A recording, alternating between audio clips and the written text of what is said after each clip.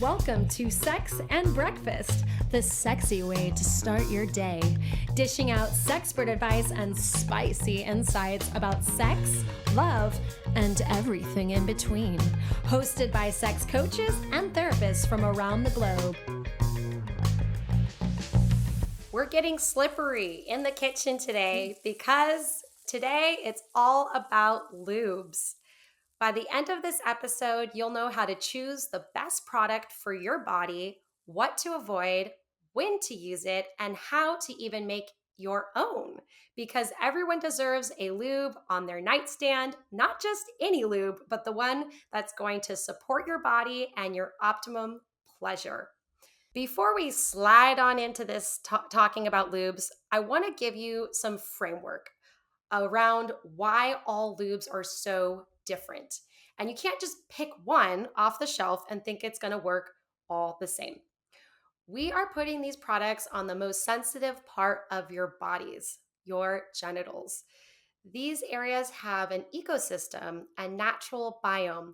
The tissue of a penis, it's really similar to the vagina. In fact, in utero, around 8 weeks, in your mom's belly, the clitoral legs of the vagina are what become the penis. So this tissue is very similar. So I'm going to be referencing the pH level, the osmolality of the vagina. But if you are a penis owner, know that the same relative levels relate to you. So a healthy vaginal biome maintains a natural pH of around 3.7, which is slightly acidic. That acidity is acting as your protective shield. The key thing you need to know about osmolality is that it's connected to how much moisture is in the tissue.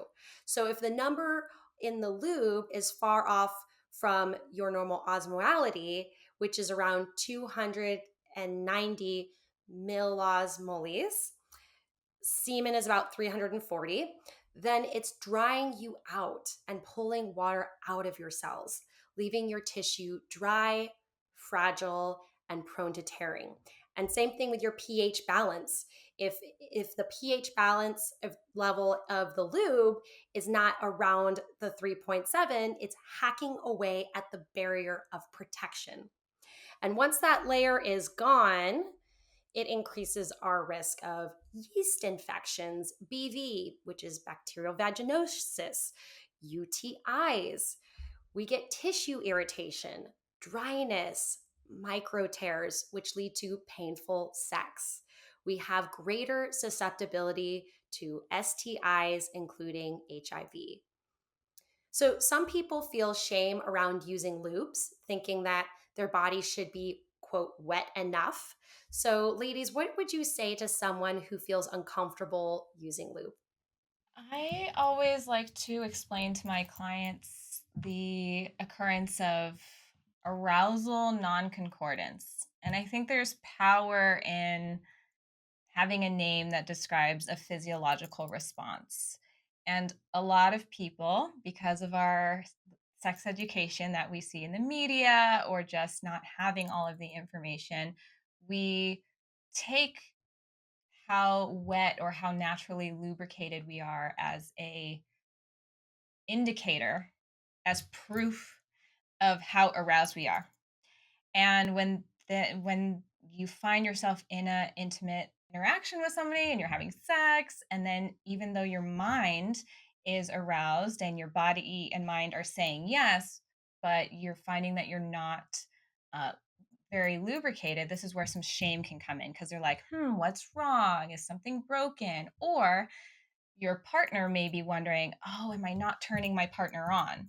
So a lot of people just stay silent and don't communicate in the bedroom. And when I explain to my clients that arousal non-concordance is the occurrence of when your mind and physiological response is not acting as predicted. And it can go both ways. You could be turned on, but your body's not wet, or you could be wet and you're actually not turned on. It's very important to understand that it goes both ways. So, right off the bat, if I sense some hesitation around using lube or questioning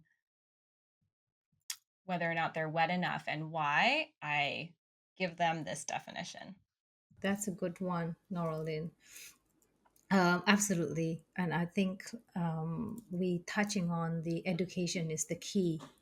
For some of my clients, they compare themselves with corn because that's the only sex education they have. And so sometimes I'd have to share education on media literacy about corn. And then, it's the corn are selling fantasies because they will say, oh, when I saw the movie, they don't really use lube. Of course, they don't use lube because they have prepared themselves extensively before the shooting. So when I explained that, they are very like, oh, and yeah, sometimes that can be just an eye opener for them.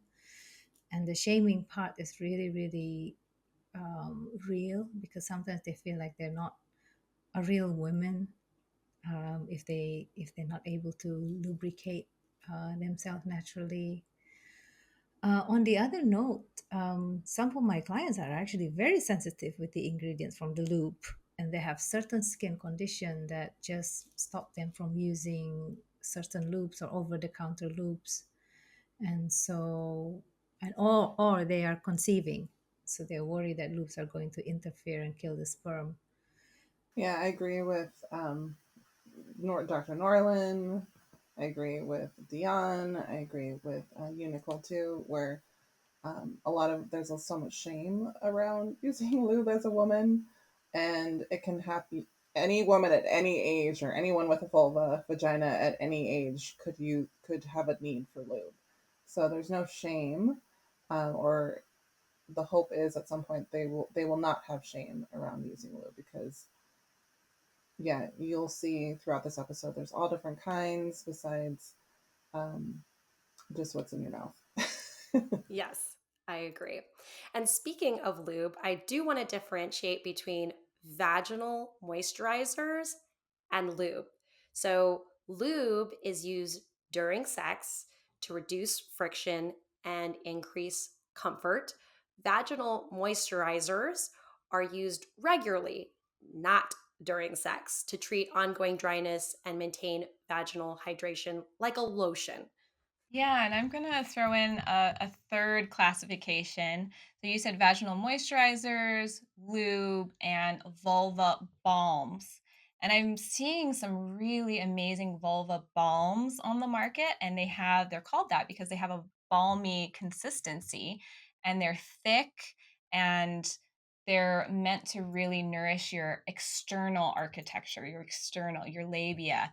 And you can put those on right after a shower, and it's really meant to nourish those external tissues, whereas vaginal moisturizers, some of those come in the form of suppositories and can be inserted to provide that internal moisture. Yes, which you should not be using during sex. It is not a it is not the same thing. Do not say, "Oh, I can use this for everything." Please do not use your moisturizers as lube. Great. Okay. So, let's talk ingredients. So, most lubes in stores aren't regulated. The FDA is trying, but many lubes, even the ones in your local sex shop or pharmacy, haven't been evaluated. So that's why I'm anointing you all as officially after this episode as lube sexperts. So here are the two things you really want to pay attention to. We already mentioned osmolality and pH balance of like those numbers.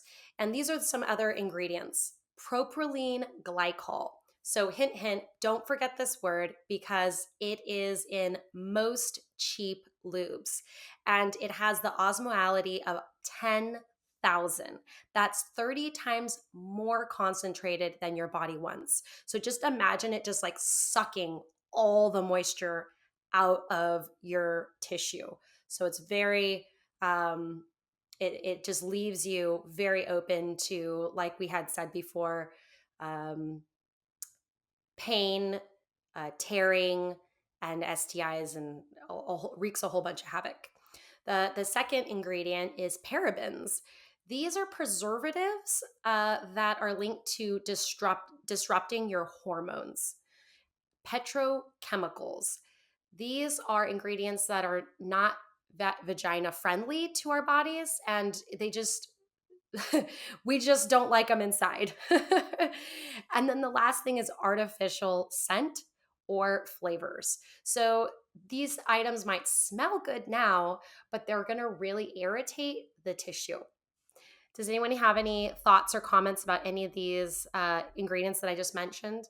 Yeah, on top of them being not good for your genital area, they're also not good for your body or hair. So just keep that in mind, folks. And I have a rule for putting things in the vagina. Just if I can't eat it, I don't want it in my body.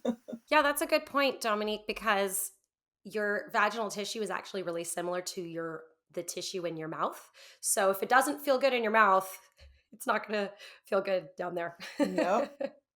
And I'd like to, as far as ingredients goes, a lot of these natural lubricants that I'm seeing on the market have really, really healthy ingredients like almond oil.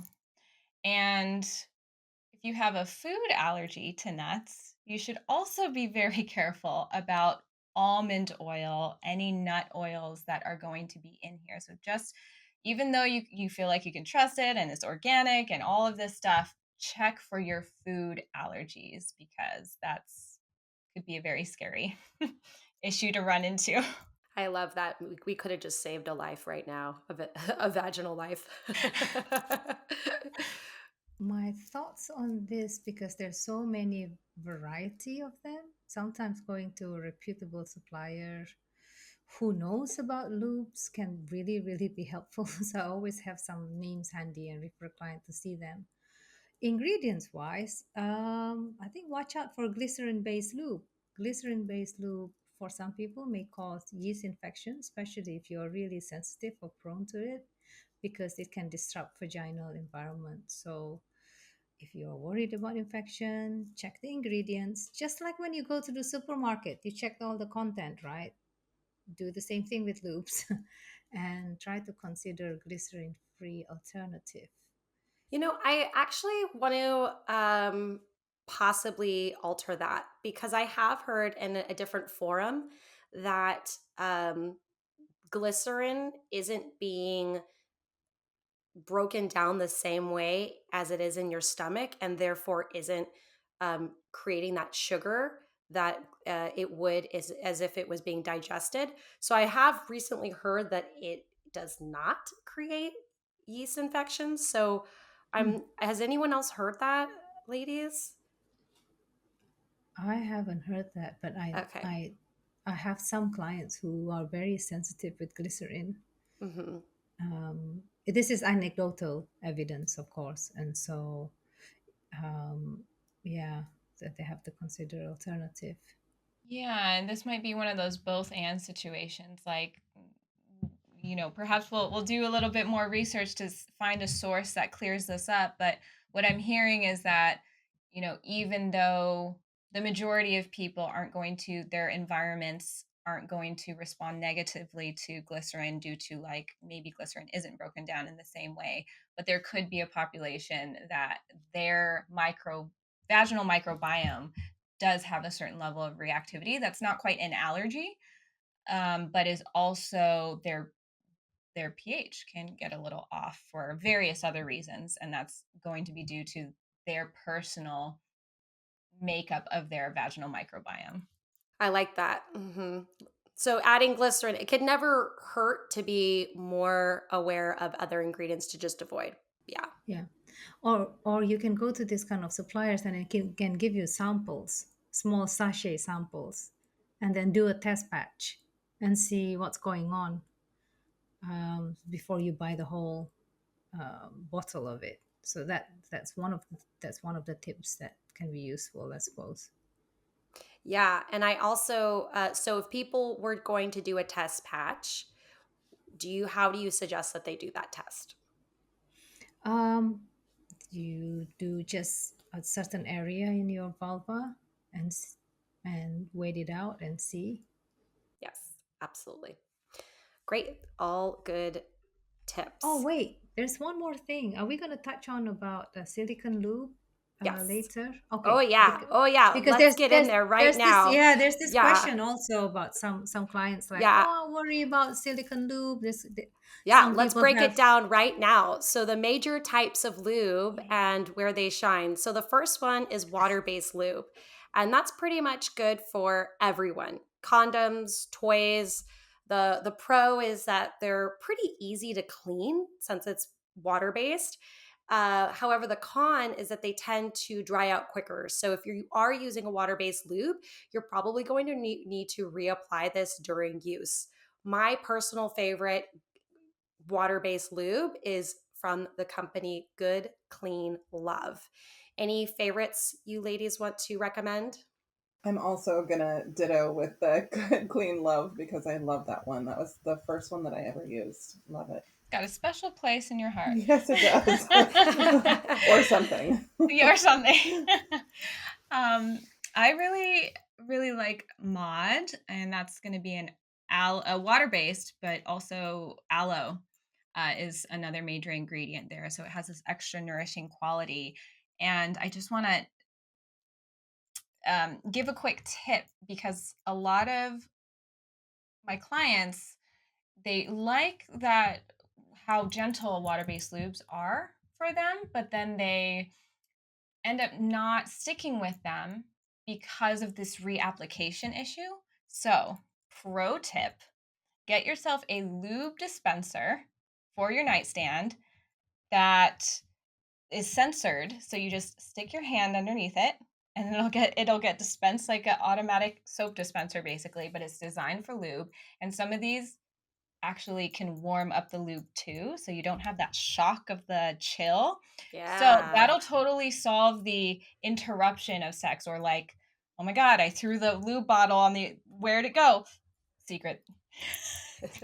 You're like, that Uber lube bottle it's hard to find on white sheets, let me tell you. So, pro tip to reapply. I love that. I guess it depends where you come from. For Singapore, what is commonly found is pure, and pure. They have different types. So they have water based. They have medical sensitive ones. So I love that. And we have that here in the States as well. So, after water based, we have silicone based lubes. And so, silicone is really great for that long lasting glide that we were kind of talking about. Water based lube can be a little bit not as long lasting. So, this is excellent for anal play. If you're playing in or around water, silicone is a great lube to use. So, the pro is it's not going to dry out. The con is that because it's harder to wash off, it may degrade some silicone toys. But honestly, if you're worried about that, just put a tiny dab on around the base of your toy in an area that you wouldn't insert or use. Leave it overnight. And if you wake up in the morning and there are no changes to your toy, then you are good to go to use it with your silicone lube. My favorite silicone lube is Uber Lube. What about you, ladies? ditto. Yeah, ditto for me too, because kind of not a pro tip, but sort of a pro tip. It's fantastic to use for flyaway hairs when you're traveling. You could use it as you can put it on your face. Nothing will happen. So it's like a makeup thing. Yeah, it's like a moisturizer for massage. It's pretty magical. Yeah. Yeah, pro tip, sex coaches use their lube for all their all their cosmetic products. Yeah, there's a little travel one I have, and I'm like, oh, I use it for my hair, my face. It's pretty awesome. I love that. All right. Well, let's move on. Oil-based lubes. Great for when you want to incorporate any type of massaging leading into something else. It's also great to do like a full vulva massage and then just continue using it. So, the pro tip, it's really moisturizing on your skin.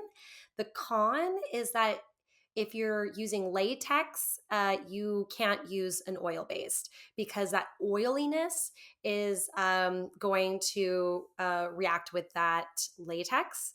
And also the oil is a little bit harder to clean. So my favorite, if you don't have, is something that you don't even need to go to the sex store to get. You can go to the grocery store and just pick up some 100% coconut oil. What about you ladies? I'm a huge fan of organic extra virgin coconut oil myself. However, I have a public service announcement.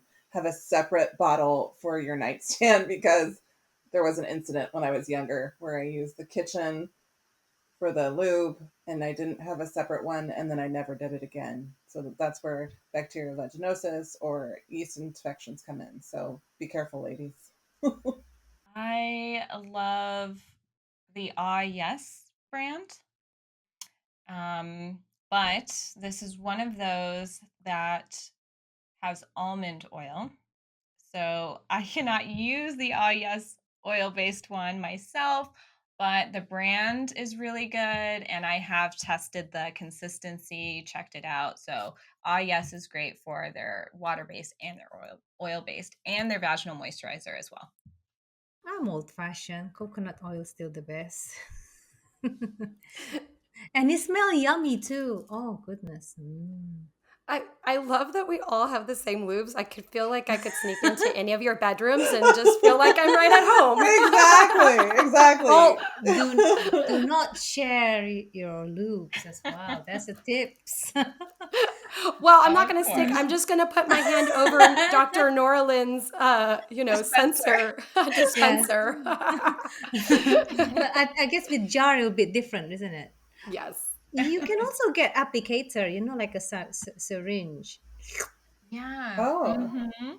Yeah, I But- just use a spoon in the coconut, yeah, like a brand new clean spoon and coconut Yeah. oil, and just put it in because we use it for massage and kind of all the things.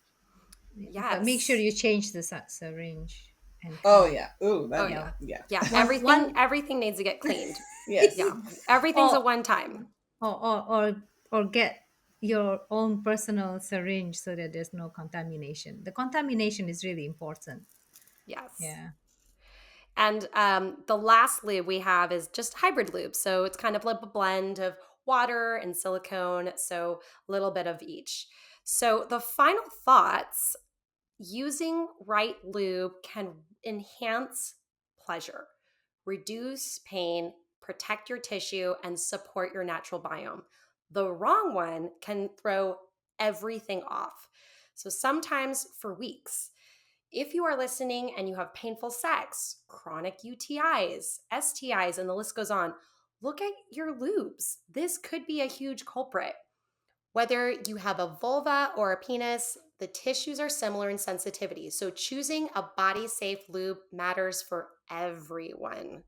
We want to hear from you. If you have a lube mishap or found one you swear by, slide into our DMs at sexandbreakfastpodcast@gmail.com or leave a comment. We want to hear all your slippery stories.